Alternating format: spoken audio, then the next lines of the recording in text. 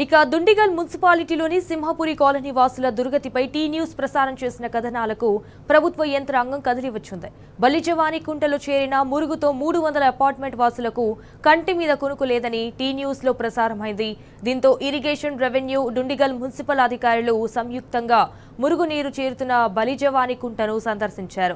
వారం రోజుల్లో హద్దులు ఏర్పాటు చేసి మురుగుకు శాశ్వత పరిష్కారం చూపెడతామని హామీ ఇచ్చారు. లక్షలు పెట్టి కొనుక్కున్న అపార్ట్మెంట్లను వీడలేక కొన్నేళ్లుగా అధికారుల చుట్టూ తిరుగుతున్నా పట్టించుకోలేదని, తమ సమస్య పరిష్కారానికి ఒక్క వార్తతో అధికారుల్లో చలనం తెచ్చిన టీ న్యూస్ కు రుణపడి ఉంటామని కూడా కాలనీ వాసులు తెలిపారు.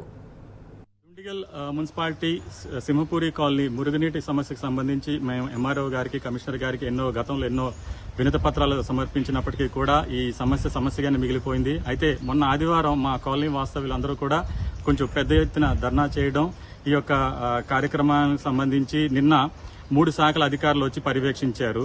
అలాగే రేపు శుక్రవారం ఈ యొక్క సమస్యను పూర్తిగా పరిష్కారం ప్రారంభిస్తామని మాకు మాట ఇవ్వడం జరిగింది. ఈ యొక్క కార్యక్రమానికి మొత్తానికి సహకరించి ప్రసారం చేసిన టీ న్యూస్ వారికి, ఈ సమస్యను పరిష్కారం చూపించిన వారికి అందరికీ కూడా మరొకసారి ధన్యవాదాలు తెలుపుతున్నాం.